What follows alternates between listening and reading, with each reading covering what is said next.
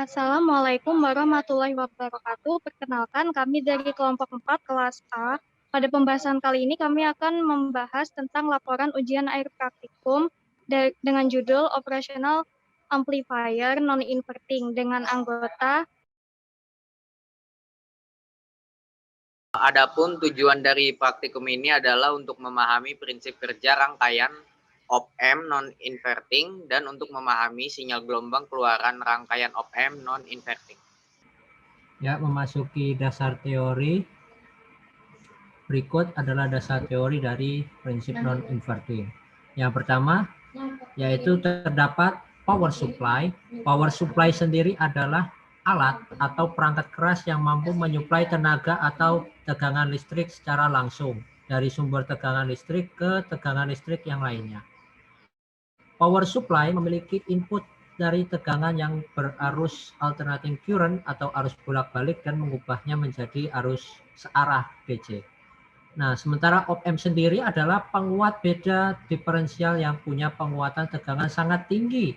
Dengan impedansinya ini tinggi sekali, tapi itu pada inputnya, sementara yang outputnya impedansinya rendah.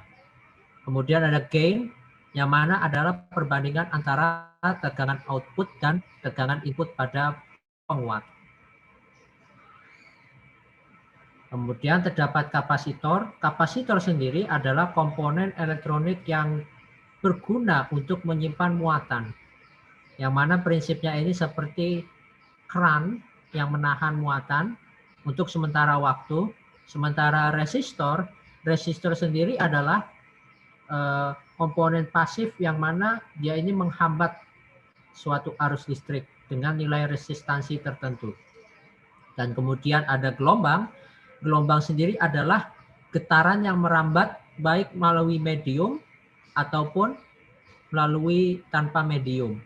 Jika ada melalui medium, kita menyebutnya gelombang mekanik. Sementara tanpa medium, kita menyebutnya gelombang elektromagnetik. Untuk alat bahan yang digunakan, itu yang pertama ada power supply, yang dimana pada percobaan kali ini power supply-nya memakai 2 buah charger, yang mana power supply sendiri itu berfungsi sebagai sumber tegangan. Lalu berikutnya ada project board, yang dimana project board berfungsi untuk meletakkan komponen-komponen yang diperlukan. Lalu ada integrated circuit atau IC LM741, yang mana itu merupakan op-amp, yang mana itu sebagai objek percobaan. Lalu berikutnya adalah multimeter untuk mengukur tegangan.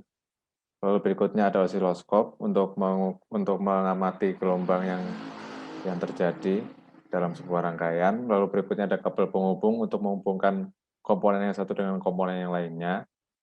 Berikutnya ada sinyal generator, itu untuk membangkitkan sinyal atau membuat sinyal. Lalu ada resistor untuk menghambat tegangan, yang mana resistor yang digunakan adalah resistor 10 ohm dan 30 ohm.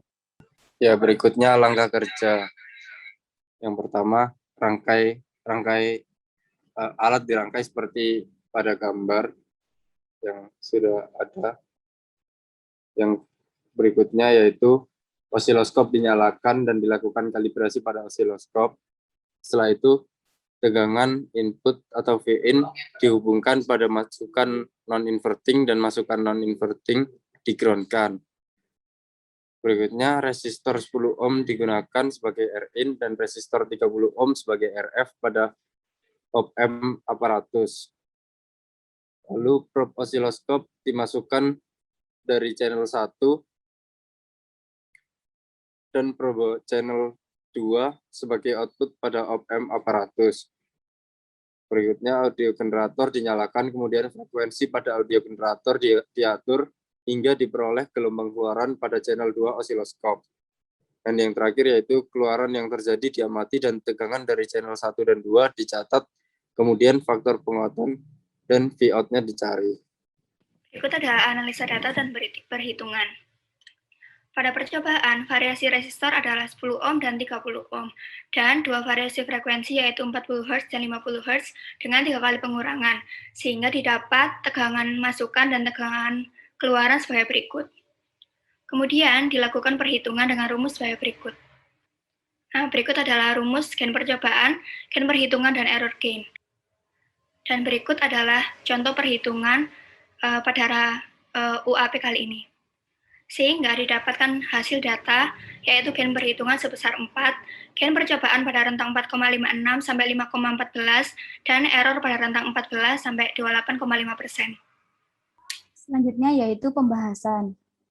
Prinsip kerja yang digunakan pada praktikum ini adalah perbandingan nilai kedua input kaki OP-AMP inverting dan non-inverting. Apabila kedua input bernilai sama, maka output operasional amplifier tidak ada atau sama dengan 0. Sedangkan apabila nilai kedua input terdapat perbedaan, maka nilai output OP-AMP akan memberikan tegangan keluaran sebesar tegangan output.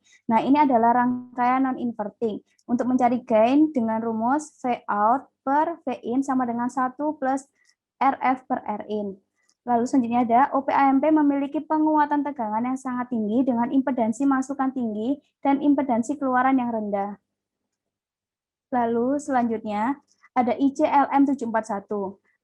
ICLM741 non-inverting merupakan rangkaian yang ditandai dengan tegangan masukan berada pada kaki positif sedangkan kaki negatif terhubung dengan ground. Karakteristik pada ICLM741 adalah tegangan output dari ICOP-AMP biasanya 1 atau 2 volt lebih kecil dari tegangan power supply dan terbukti dari percobaan yang tegangan outputnya tidak ada yang melebihi 5 volt. OP-AMP non-inverting juga merupakan suatu penguat yang keluarannya tidak berlawanan fasa dengan masukannya atau juga bisa disebut dengan sefasa. Nah, ini adalah diagram pinout ICLM741 dan ini adalah gambar dari gelombang sinyal frekuensi non-inverting sefasa antara input dan output. Lalu ada OP-AMP merupakan suatu komponen elektronika yang berfungsi sebagai penguat sinyal. Untuk itu, OP-AMP memiliki besar penguat atau disebut dengan gain. Pada prinsipnya, rangkaian penguat terdiri dari 2 buah transistor yang emitornya dihubungkan menjadi satu. OP-AMP memiliki nilai gain yang bisa sangat tinggi yang berfungsi untuk menguatkan sinyal. Pada percobaan ini, gelombang grafik yang dihasilkan adalah berbentuk sinusoidal dan bersifat periodik. Untuk menemukan fungsi gelombang sinus dapat digunakan dengan deret Fourier. Deret Fourier merupakan sebuah deret yang dapat digunakan untuk menyederhanakan fungsi-fungsi gelombang rumit yang mempunyai komponen sinus dan kosinus di dalamnya.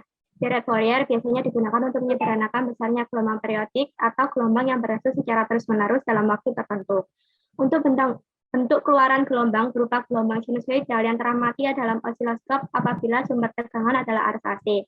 Karena arus AC itu gelombangnya akan berasal secara terus-menerus yang berpengaruh terhadap waktu dan bergerak bolak-balik atau bersifat periodik. Berikut rumus deret Fourier. Deret Fourier dapat mengubah domain waktu menjadi frekuensi dengan membagi tiap setengah gelombang yaitu persatuan waktu sinusoidal dan kemudian menambahkannya dengan menggunakan rumus fungsi sinus deret Fourier dengan diketahui bahwa sumbu X merepresentasikan waktu dan sumbu Y merepresentasikan tegangan seperti pada gambar. Kemudian setelah diketahui suku-sukunya maka didapatkan nilai frekuensi dari domain waktu.